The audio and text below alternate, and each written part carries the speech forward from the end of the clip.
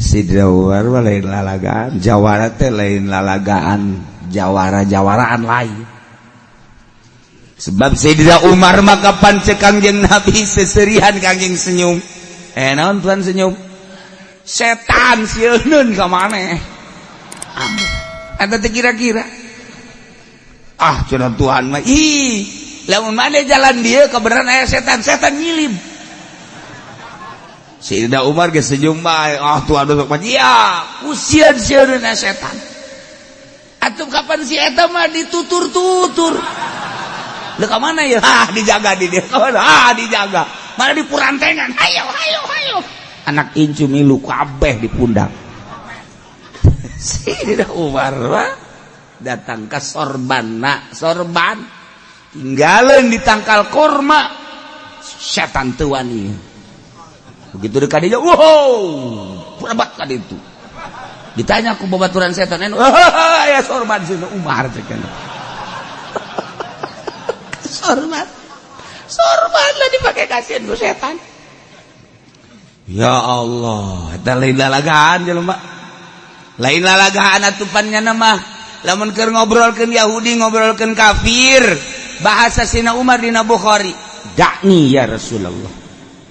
Serahkeun ka kula ya Rasulullah. Pokona ku kula geus beheungna dipenggal kos kitu mah. Asal ngobrol Yahudi we dakni ya Rasul. Serahkeun ka Umar. Unggal-unggal aya sabaraha dakni dina Bukhari. Asal kejaritakeun musuh Allah, musuh Kangjeng Rasulullah, langsung dakni. Kadieu ka abdi keun kos kitu mah.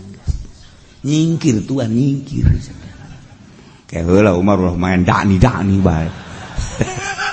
Kangjeng Nabi. Eta kuna ku harenges-harengesna. Mentek Al-Faruq. Umar Al-Faruq salah satu imah urang besisieun kadatangan ku teluh. Pan teluh teh setan di bawah setan. Bisi kadatsieun kadatangan ku jurig.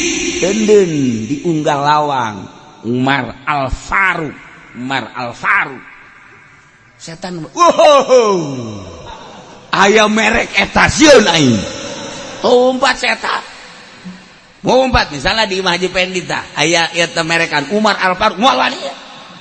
Begitu Haji Pendita kaluar, nah aing zin ge ka itu ka sia mah di.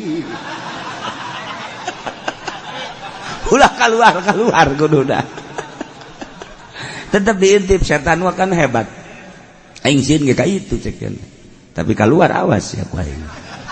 Geus diancam bae ku cenah. Keistimewaan Sayyidina Umar emang naon? Ketika Kangjeng Nabi nyaritakeun tentang alam kubur. Cik Kangjeng ke urang maot, setelah maot urang dikubur ngaranna alam barzah. Didinya bakal aya dua malaikat munkar nakir bakal nanya. Poremna keberadaan sangat sieun menakutkan. Sayyidina Umar ngacung. Naon Umar? Pikiran urang, pikiran ieu lain. Cak Sayyidina Umar ka Kangjeng, iya pikiran ieu. Lamun pikiran ieu kokola dek dilawan ta malaikat. Mane mah macem-macem bae. Lamun masih kena pikiran dan anu ieu tetep kula mah dilawan bae. Beres.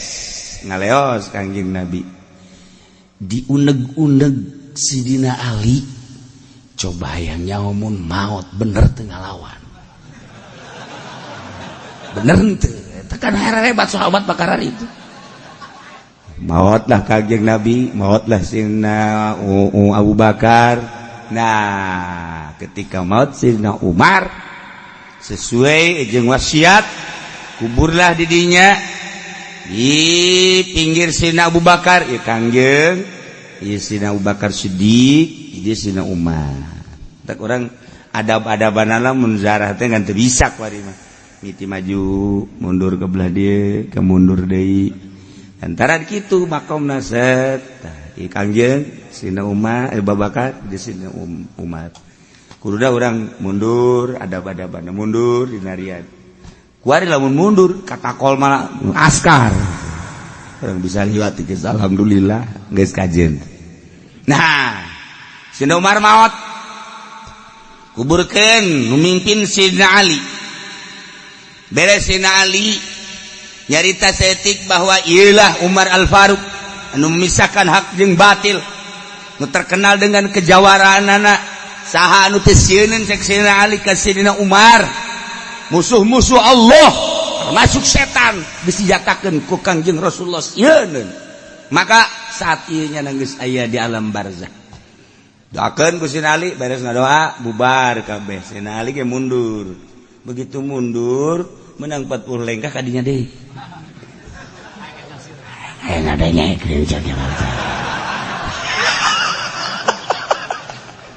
atuh urang mah sanajan ngadengekeun ge moal kadenge. Hati Sayyidina Ali mah kan Masya Allah bisa dibukakan hijab kan suara Sayyidina Umar bisa kadenge langsung yuk bener kadenge. Begitu ditanya ku malaikat man rabbuka, cik Sayyidina Umar teh pangeran aing Allah, ai pangeran maneh. Sayyidina Ali di luhur seserian.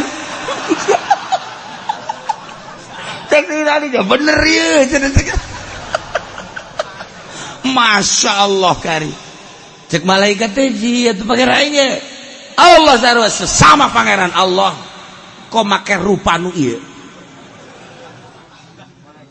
Cici wae tah malaikat. Diteruskan wa man nabiuka cek malaikat. Iya digigir tah nabi tah digigir. Aing ngarendeng ngeunana tah. Cek nu saurang deui, emang ieu saha? Ieu Umar. Atuh kunaon ditanya. Atuh aing jauh Umar mah moal ditanya cek nya. Jawara tah mah atuh. Beuteung ngalaleos gae kada ulah ngaleos. Robah banget ulah make banget anu nyingseun mukminin. Kafir Yahudi Nasrani silakan make banget nu mana bae ge. Tapi mukminin ulah make banget euy. Awas ya mun make banget tu ieu deui awas wae. Malaikat lapor ka Gusti Allah. Gusti, kuara ieu mah jelema. Cak Gusti turunkeun banget sia rupana. Beres, Sayyidina Ali seserian.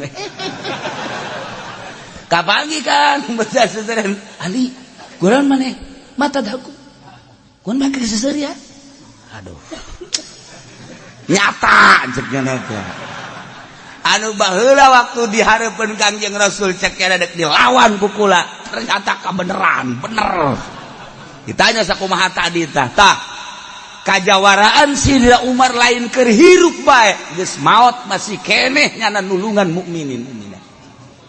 Sejak etalah turun seetik wajah Munkar Nakir tepati sieun jasa tepati serem jasa rada bahkan dititahkan ku Sayyidina Umar bagi jelema-jelema nu ditanya wali Allah kekasih Allah ulama-ulama sholihin awas kudu make senyum saeutik Sayyidina Umar bahara jasa. Dah, bantah kaya. Nah, malaikatnya lamun nanya wali teu keras. Bab ingat ancaman sino awas ya kowe. Eta Sayyidina Umar ka malaikat diancam. Teu kira-kira tah. Nah, iyalah urang cinta ka Kangjeng Nabi, cinta ka Sayyidina Abu Bakar Siddiq, cinta ka Sayyidina Umar, cinta ka Sayyidina Utsman, cinta ka Sayyidina Ali.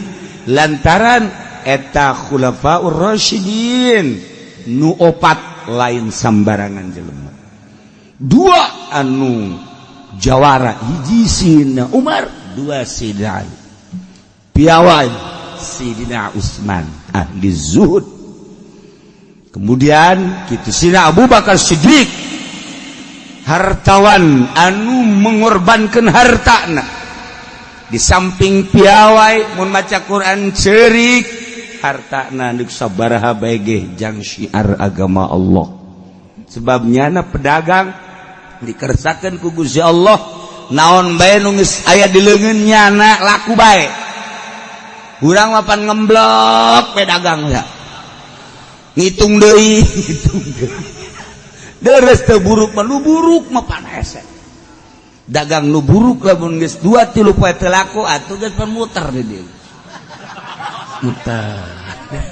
Sayyidina Abu Bakar Siddiq asal geus aya di leungeunnyana dikersakeun ku Gusti Allah laku bae jeung untung bae, maka selama hidup Sayyidina Abu Bakar Siddiq berjuang perang di samping eta ketegasan anu luar biasa hartana dipake ngabangun agama Allah.